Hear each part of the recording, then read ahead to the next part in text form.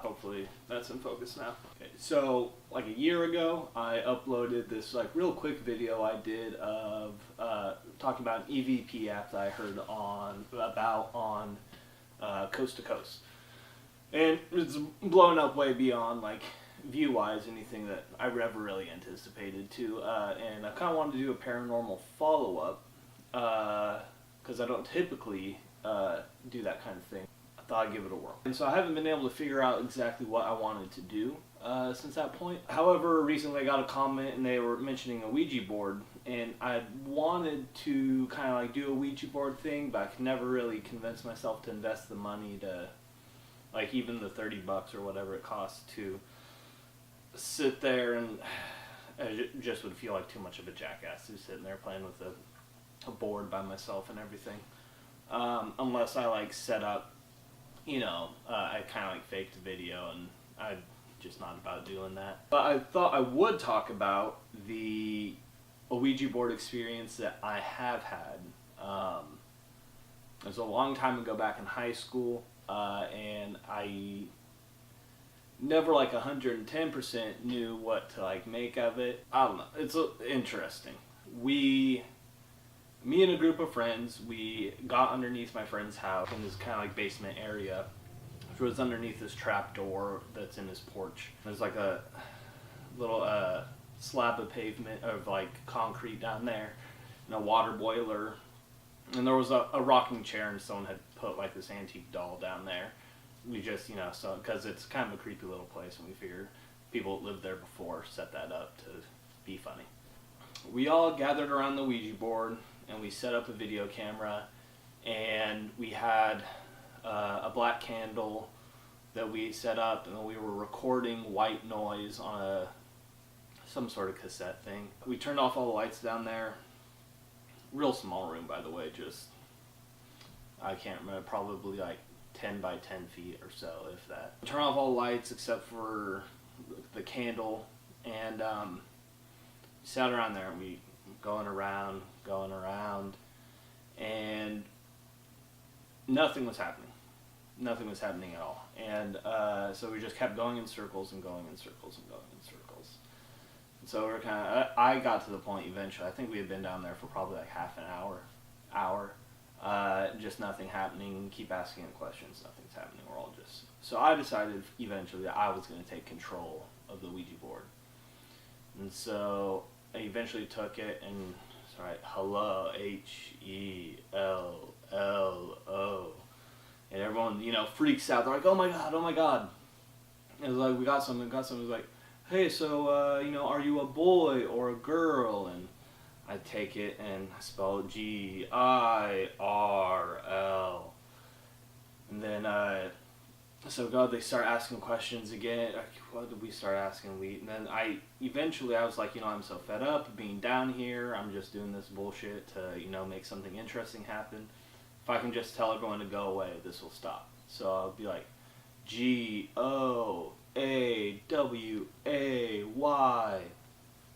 And they're like, why do you want us to go away? What happened to you? What was your name? Asking all these questions, and then I spell again, G-O-A-W-A-Y.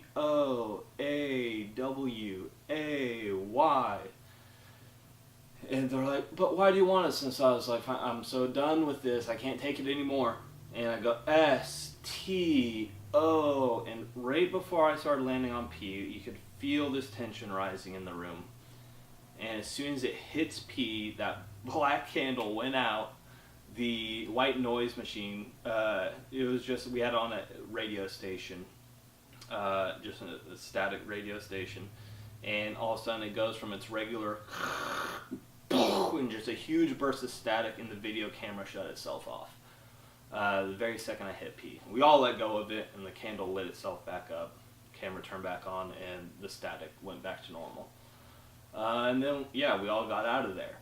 And it was always super weird to me because if I hadn't known, I didn't tell anyone that I was controlling the Ouija board for a long time, years.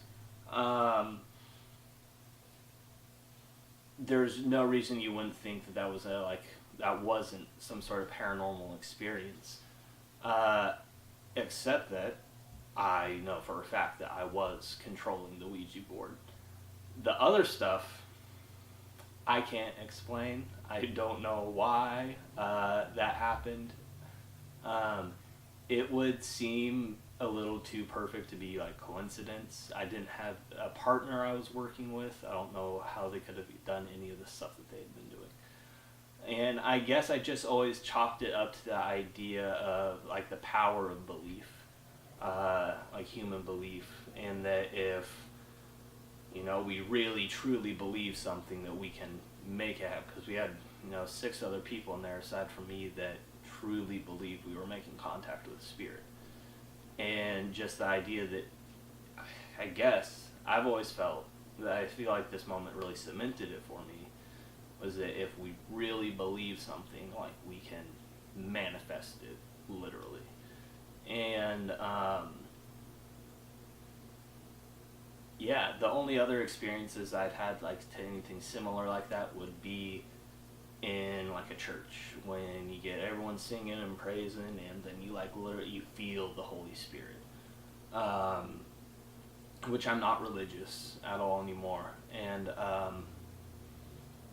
even after I had like lost my faith and was still going to church and stuff, I had those moments where I felt the Holy Spirit. I like swear it was something that I could feel, like it was a real thing. And I think it's the idea of you get enough people in a room believing in something that you can just manifest, you can make it a thing. I